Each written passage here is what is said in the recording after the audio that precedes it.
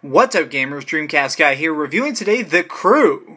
I do want to be upfront and say that this review is only of the first 15 hours. That's all I've been able to play so far. Ubisoft actually didn't give out review copies of this and they're trying to keep a tight lid on it. I'm actually reviewing this a little bit ahead of the embargo because I paid for this one myself, so they can't really stop me from putting this up. The Crew is a massively multiplayer online racing game with some RPG elements, but the question is, does it work or does it fall flat? Well, really, surprisingly, it works quite well. The story opens the way almost every single racing game opens. It starts out with a reason why you need to race everybody in the freaking world. Your brother or somebody is horrifically killed by somebody who happens to be the head of a gang, and somehow you get set up for it. And now the only way to solve this problem is to just beat everybody in thousands of street races. You're trying to slowly climb your way up the ranks so you can get revenge. I don't know why this guy wouldn't notice and recognize you, seeing as how, I don't know, he framed you for a murder. Maybe this gang lord racing crew guy just happens to frame millions of people, but hey,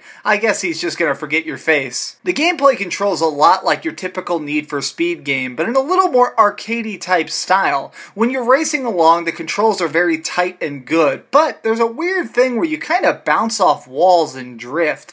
There's also a thing that kind of annoys me because it keeps the gameplay going, but it also really takes me out of it. Anytime you even start getting off the road, you can hold circle or B for a few seconds and you'll just appear back on the road going at about 50 miles an hour. Say you tap a barrier or something while you're going about 50, you can just tap that button and you'll appear back in the middle of the road.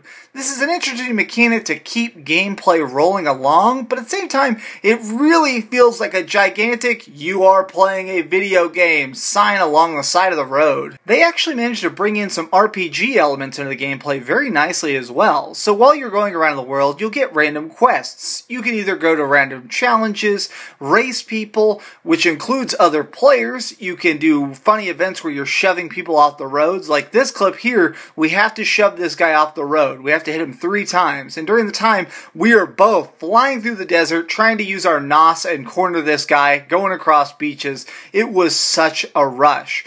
Every time you beat a mission successfully, you get new car parts, which are kind of like, think about if you're playing an RPG, think of it as getting new weapons and armor. You actually have an overall car rating, so you'll get like +3 muffler or +9 engine, which overall increases your armor rating if you were really playing a Dungeons & Dragons. Not to make it overly nerdy, but as somebody who is a humongous RPG fan, I really like this mechanic. So instead, I'm not trying to compare torque or RPMs, numbers which I can't really relate to as a super geek, but instead on just general engine rating. The online world is actually extremely fluid. I was expecting to run into some sort of online errors, but the launch was actually very smooth. The first 4 or 5 missions, you're set in your own little single player world, which I like because it makes it where you don't just immediately get thrown into the dog pits. They teach you the basic story, they teach you the controls, and they have you shove a couple people off the road before they really throw you into the game. The world is humongous. It is the entire United States. Now, true, it's very shrunken down. I mean, I can drive pretty much across the entire Midwest in about 35 minutes, but it is fun. There's actually a fast travel system in the game that I pretty much never used. I liked driving from place to place. They very easily encapsulate the real thrill you get, that calm of just seeing a sunset while cruising along in a nice car. There's even a funny little mechanic where if you leave the controller sitting down for about 45 seconds, it'll start doing all these slow action pans of your car. While playing online, you can click the right stick at any time and make a crew on the fly. This makes it where you can invite anybody who's nearby or in the entire city you're in. Say you're in Detroit and you're racing some thugs. Well, you can click that stick and invite other people to your crew. Right then, jump into a game and start to try and accomplish objectives. There'll be interesting times where you'll do a story mission that requires you to beat one racer. Well, in the actual race, there will be 6 NPCs, 6 computer characters, and also the rival you're supposed to be beating. Well, if you invite your crew along, instead all the NPCs except for the rival character will get replaced by actual people. So it makes it go, instead of just you trying to race a bunch of computers and come in first, it almost gets this extra little silly edge because the community is really good. Since there's no real weapons and no real actual way to beat people, you kind of just win less. There's a real fun camaraderie. Everybody really likes to horse around and bump people off the tracks because, worst case scenario, you'll tap circle or tap B and be right back on the track seconds later. This also makes it real fun while you're kind of just cruising around the city. There have been so many times where I'd set down the controller for a second to try and write part of this script, and somebody would just idle up next to me and start gently honking, just so we could drag race past a couple street lights. Overall, the game is really fun, but it did have 2 glaring things that really annoyed me.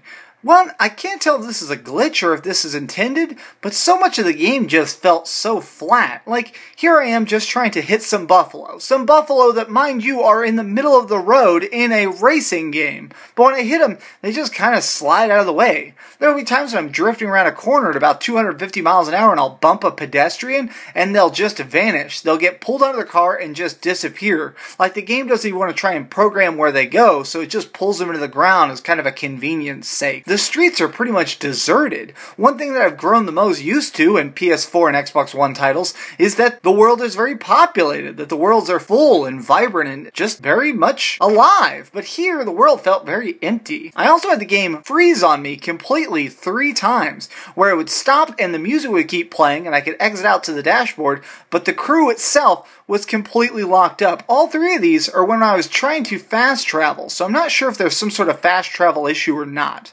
Whenever you press down the map button, it goes to this cool overview and you can choose a destination, a race, or an objective somewhere hundreds of miles away or states away, and you can cruise to it at will. Then, as soon as you leave the map, it'll zoom back in on your character. While very aesthetically pleasing, I think this is probably what's causing the majority of the errors in the game and why they had to make the graphics look so bad. The cars look phenomenal, but if you look at the trees are kind of made out of paper. The grass looks really funky. You can be cruising through a cornfield at 200 miles an hour, and if you look behind you, the corn isn't even actually getting knocked over. It gets pressed down for a second, it pops right back up. The world almost feels surreally fake. Like, it just feels like you're going through a dream, a car-filled dream. It's kind of unnerving. The game is very, very much aware that it's a game. And it's not necessarily a bad thing, but it's hard to really immerse yourself in a world when the word microtransaction pops up every time you're painting your car. Alright guys, so let's go on over to the ratings board. On a scale of 1 to 10, I'm going to give The Crew an 8.5 out of 10. It's fun, it's well-rounded, it functions, and I think the community is fantastic. But I am subtracting a 1.5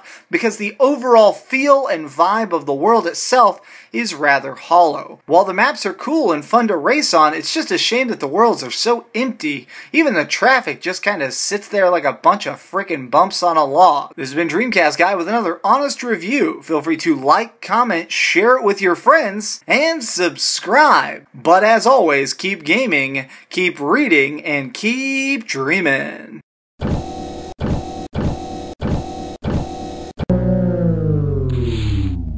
Thanks so much for watching. If you liked this video, maybe check out my last video. Please subscribe, and if you want, share this somewhere with your friends.